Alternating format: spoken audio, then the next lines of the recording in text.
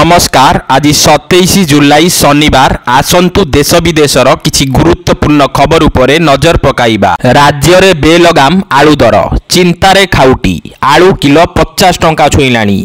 तेबे साधारणतः ओडिशा आलू पाई पश्चिम बंग उपरे निर्भर करि थाए, किंतु किछि दिन हेला पश्चिम बंगरू ओडिशा को आलू आमदानी होई पारु नाही। एथि पाई हठात आलू बस्ता प्रति 500 टंका बढ़िछि बोली जणा पड़िछि। खुचुरा बाजार रे आलू किलो 40 रु 45 टंका बिक्री हेउतिबा देखा जाउछि। हठात आलूर दर वृद्धि परे जोगाण मंत्री कृष्णचंद्र पात्र ए नेई समीक्षा करिसंती। ए नेई मंत्री कहिसंती पश्चिम बंग सरकार सह आलोचना करा जाउछि। पश्चिम बंगरू किभली आलू आसी परिबो से नेई चेष्टा करा जाउछि। परिस्थिति न सुधरिले उत्तर प्रदेश रु आलू आनिया पई योजना करा जाउतिबा मंत्री कहिसंती। अन्य पक्षरे आलू संकट नहीं पश्चिमबंग मुख्यमंत्री ममता बानार्जी को चिठी लिखिले विरोधी दल नेता नवीन पट्टनायक। चिठी रे नवीन कहिसंती आलूर अभावी जोगु ओडिशा रे दर बढ़िछि। दर वृद्धि जोगु राज्यवासी समस्या भोगुचंती। पश्चिमबंग सीमा रे आलू ट्रक छिड़ा होईछि।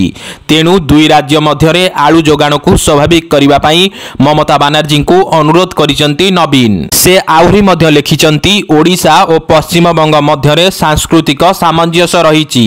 उभय राज्यर लोक जगन्नाथक भक्त हस्तक्षेप करी समाधान करने पाई अनुरोध करिसंती नवीन पट्टनायक। परवर्ती खबर लघुचाप को नहीं 13 जिला को स्वतंत्र रिलीफ कमिशनर का चिठी।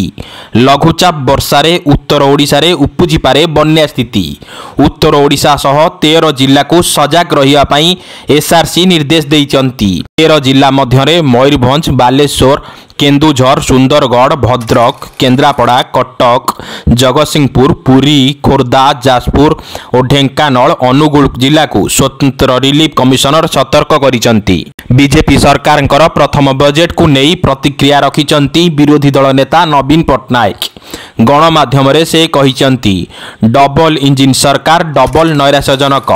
राज्य बजेट रे सेमाने मो सरकार 40 योजनार नाम बदलाइचंती। आसंतु नजर पकाइबा बीजेडी सरकार अमलर किछि योजना जहार नाम परिवर्तन होईछि।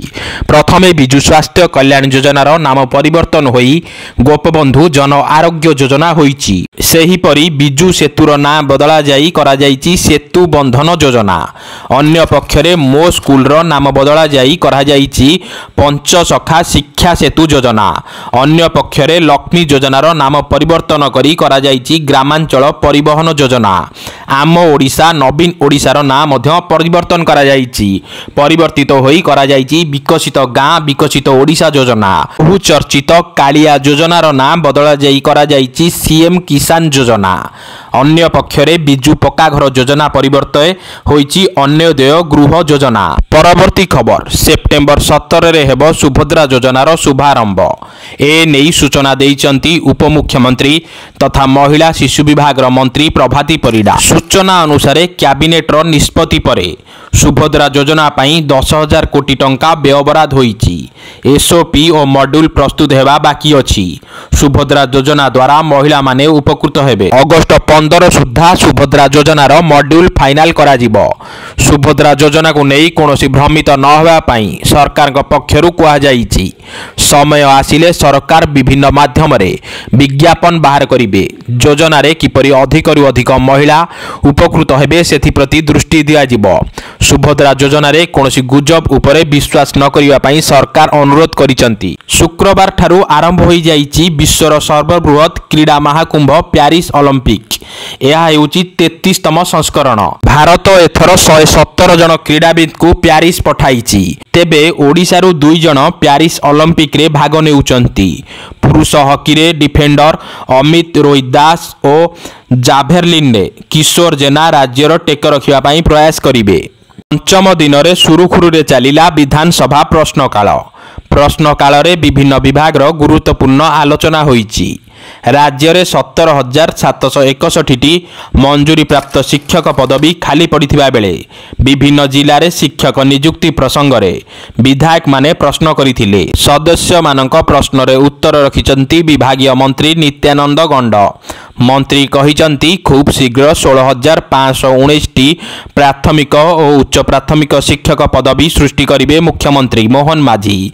विभिन्न स्कूल रो निजस्व जमी नथिबा कथा मुख्यमंत्री मोहन माझी अवगत अछंती। मुख्यमंत्री और राजस्व मंत्री ए नेई आलोचना करिसंती बोली गृह रे उत्तर रखिसंती विद्यालय और गणशिक्षा मंत्री नित्यानंद गंड। अगस्ट 1 रु लागू हेबो नुआ नियम। प्रत्येक मासरे किछि नियम बदली थाए। सेथि मध्यरु किछि एपरि जे साधारण लोकंक पॉकेट उपरे एहा गुरुत्वपूर्ण प्रभाव पकाए।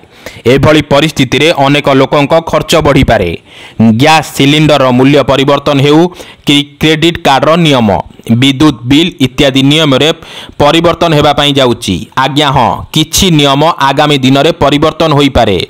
तेबे अगस्ट 1 रु गैस सिलिंडर मूल्य परिवर्तन होई पारे। वास्तव रे प्रत्येक मास आरंभ पूर्वरु एलपीजी गैस सिलिंडर मूल्य तैल कंपनी गुड़िक द्वारा संशोधित हुए। अन्य पक्षरे जुलाई रे क्रेडिट कार्ड माध्यम रे विलंब देय विद्युत बिल भड़ा और अन्य कारबार पई नियम रे परिवर्तन आसीथिला। एबे अगस्ट 1 रु गूगल मैप द्वारा करा जायथिबा नियम रो परिवर्तन हेबो। कंपनी भारत रे एहार सेवा पाई देय को 70% पर्यंत ह्रास करिछि। एहा व्यतीत गूगल मैप सेवा पाई डॉलर बदल रे भारतीय टंका रे चार्ज लागिबो। एही नियम परिवर्तन करिबा साधारण व्यवहारकारी पाई क्षतिकारक किंबा लाभदायक हेबो नाही।